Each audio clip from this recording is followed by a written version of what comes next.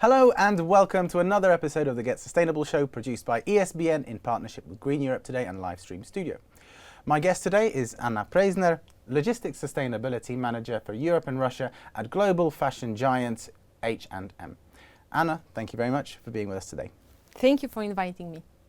So Anna, H&M is a true fashion giant with over 4,800 brick and mortar stores worldwide and a strong e-commerce presence in 54 online markets. The group has made some bold pledges, including, amongst others, reaching carbon neutrality by 2040, sourcing 100% renewable electricity in your operations and tier 1 and 2 suppliers by 2030, design all products in closed-loop systems by 2025 using 100% recycled or other sustainably sourced materials by 2030. I hope I got that right. What are the main challenges in delivering these changes, and what progress have you made on this journey in Poland, and are you on target to reach all your goals?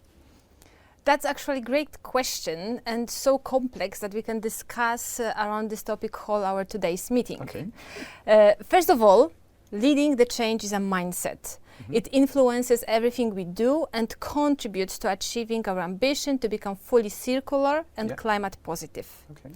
We need to start with improving sustainability performance in our own value chain and demonstrating the resilience of sustainable business. Mm-hmm. Today we focus on three key areas that maximize our impact. First one is a scale innovation, like new materials, recycling technologies, and business models that promote circularity. Second is key area is promote transparency. Not only does transparency empower businesses to make better decisions that will ultimately drive more sustainable operations, it also empowers customers to make more informed decisions about what they are buying. Okay. The third, last but not least, engage and partner for industry-wide progress. Partnerships help us progress toward our sustainability ambitions faster than we could do it alone. Wow. Okay. So it's great that you using circularity, and also it's interesting what you said about empowering customers to make responsible and clear choices in their consumer habits. Yeah, definitely. I believe that each of us would like to have this choice. Yeah. That we are not forced to do something, but it's our willing to join and to participate in doing something good. Yeah. But to continue about our goals, the main priorities in our climate positive approach are increased energy efficiency, increased renewable energy, and carbon sinks that can absorb unavoidable greenhouse gas emissions. As you mentioned at the beginning, I'm working within logistics and distribution, and to give some examples within this area, we are focusing on optimizing transport by choosing the most optimal equipment and filling transport units to the maximum. Yeah. This leads us to a reduction in number of shipments, thereby lowering our CO2 equivalent emissions. When it's come to the transport area, to continue this topic, it's worth to mention that we do not own the fleet. We collaborate with transport business partners who deliver such services. And alternative fuels also support our way toward reducing our CO2 emissions.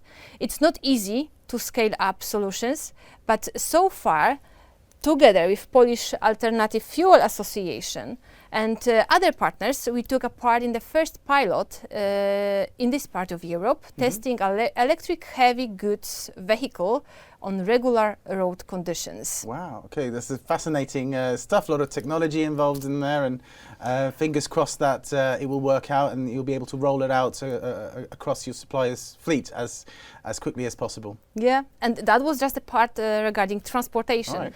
We are also striving to reduce packaging throughout our supply chain. In retail channel, for example, we are using totes to deliver garments which are reusable. Yeah. For distribution centers, which is another area of logistics activities, that means also to be focused on reducing waste and increase recycling. And when we are on the subject of disease, then of course the energy efficiency and renewable energy are one of our top priorities, as well as phasing out natural gas as a heating source. I know that the goals are very ambitious, and for that reason we need to strengthen integrated sustainability and take further steps to improve it in all parts of the business. Yeah, it's interesting you mentioned about the infrastructure of the building. I mean, that's something we spoke about with MDC Square a few weeks ago. So it's interesting to learn about all the elements of the supply chain and how change is happening everywhere. Yeah, everything is interconnected, so that's why collaboration is so important. It is. Given your area of expertise, which is the logistics, we'll focus more on the value chain aspects of H&M's operation. And one of the key opportunities that you mentioned for the retail sector in general is implementing closed-loop solutions. A lot of this is down to approach to production, but also looking at the touch points of the journey your product takes from factory to store. So packaging, movements, fulfillment, and getting your suppliers on board with all the required changes. What is your approach to designing closed-loop solutions, and what systems have you already managed to introduce? It directly connects to my last answer, integrated sustainability. It is relevant to drive innovations within tech, materials, and sustainable initiatives. But only a focused integrated sustainability approach will create a flexible, circular, and resilient supply chain. We took already some further steps to improve sustainability in all parts of the business. For example, in 2021, we continued to increase the share of recycled or otherwise more sustainable produced materials in the collections, with the percentage of recycled materials tripling. We further improved product transparency for customers using the HIC index tool. We launched the Circulator circular design tool. I also mentioned about waste management in our distribution centers, where via proper waste segregation, we are able to increase our waste recycling target as well. I mentioned also about the totes we are using for store deliveries. Those, after become damaged, are sending back to the producer who recycled them and create new products. We also using paper packaging instead of plastic for online deliveries. We know that it is not the final destination. It's not the point where we want to be. Rather, it's rather the stepping stone for us. However, we are working on reducing plastic packaging in deliveries and reducing packaging in general.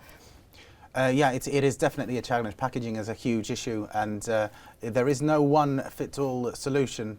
Sometimes paper is favoured for its sustainability credentials, as it comes from a natural resource. But in other times, plastic is the right solution because of the circularity it enables. So it's a complex issue, and it requires a lot of thought. So only one way, I would say, it's give us win-win solution is reducing packaging itself. That is absolutely the key, and especially single-use packaging. Yeah, definitely. Apart from helping your products become more sustainable, a key element of any ESG strategy is to reduce the overall carbon footprint of your operation.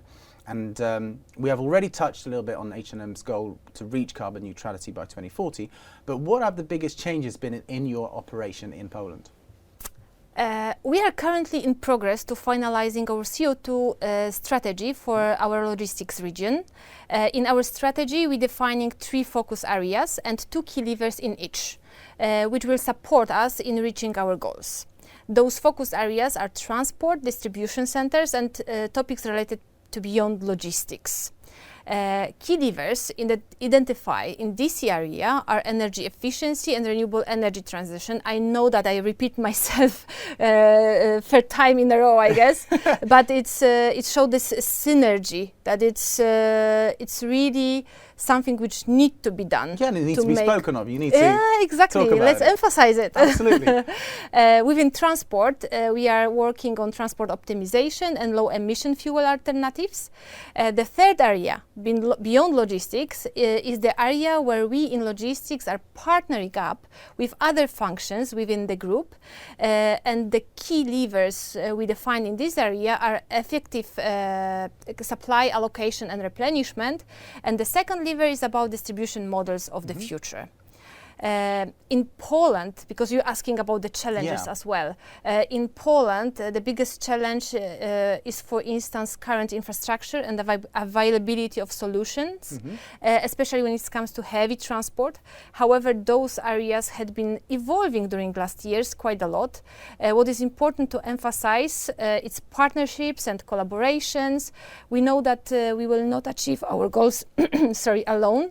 That's why we are building strong partnerships to accelerate positive change. Yeah. To give you an example, our partners in Poland continuously increasing share of electric vehicles in their fleet. A couple of years ago, there was no electrical vehicles available, and now it's extended and it will evolve further. I believe that this same will happen with biogases and other more sustainable fuel alternatives. Yeah. It's fascinating to look at this whole topic of mobility and transformation, especially in context of heavy goods vehicles, because that is a big challenge. A key success of H&M is its diversity and inclusion programs, which promote values such as equal opportunities, female leadership, protecting workers from discrimination and harassment, and supporting healthy and balanced lifestyles. So, for example, one of your highlights in your latest sustainability report is that 62% of worker representatives and 28% of supervisors in your supply chain are female. Why is H&M such an attractive place to work? And what can other organizations learn from you guys in terms of policy changes that led to such results? I&D and human rights are another topics we could have long discussions around. I would say H&M let you be yourself and more. It's not only about providing jobs, but it's about providing fair jobs and treat everyone equally with respect and dignity, wherever and whoever they are. We also defining three key areas in this topic. The first is people. Our business is all about the people. Doesn't matter which part of the organization you are thinking of. It's the same for production, expansion, logistics. So relating to and representing those people throughout our company is a key to stay relevant. The second area is business, which is about being relevant, inclusive and diverse to current and future customers. The third area, community, and community for us means both external communities that are underserved and internal communities within our organization.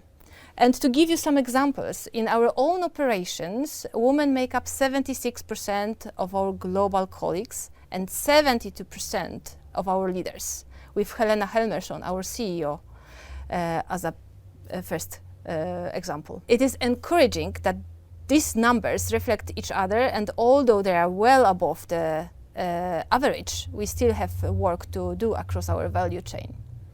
And actually, I'm also kind of the examples, because I work at H&M for last more than 15 years, and have still this fun, this passion and possibility to develop, and that's super important to give people this chance. Yeah, I've always said that it's the women that are going to save this planet. So I'm glad that you're taking that ownership of that vision.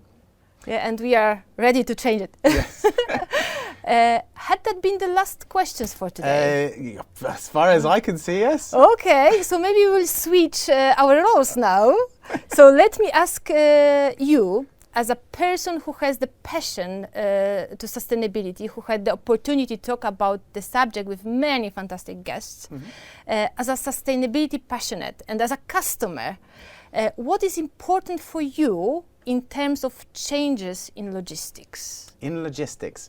I mean, you've taken me out of my comfort zone at the moment, but I'll try my best. A lot of what you're doing is really inspiring. I think what you're dealing with is a much more aware consumer, and that brings, I guess, challenges, but also opportunities if you take advantage of that fact. Consumers nowadays are aware of issues relating to circularity and long supply chains. They understand the impact that their decisions are having on the planet. So I guess what I would expect from H&M and other businesses is for them to communicate clearly what they're doing in organisations, how they're reducing their dependence on single-use plastics, for example, coat hangers or tags, making sure that they come from sort of sustainable resources, that you're managing your waste in the appropriate way, building in circularity into the business, and also shortening the supply chains. So working with local suppliers as much as possible. There are all sorts of added benefits for that as well, including helping support local economies and also building a resilient, resilient world in terms of all the threats that are going on across the globe. So, yeah, that would be my advice to H&M, and I'm glad that you guys are doing most of it already. So fingers crossed that that's the sort of direction you're going to continue to take. And let's change or switch challenges into opportunities. Absolutely, yeah. Thank you. Thank you, Anna. It's been lovely speaking to you today. Thank you. And thank you for your questions. And before I give you any more opportunities to ask me any more questions, but I have to tell you, I'm afraid our time is up for today. Just before we finish for today, I'd like to remind you that we are available on YouTube, where you can like and subscribe to our European Sustainable Business Network channel. There you will find many more programs concerning sustainability and ESG subjects in business. If you'd like to appear on one of our shows in the future, then please contact our team at contact@greeneuropetoday.com. Thank you very much for watching. See you again soon. Goodbye.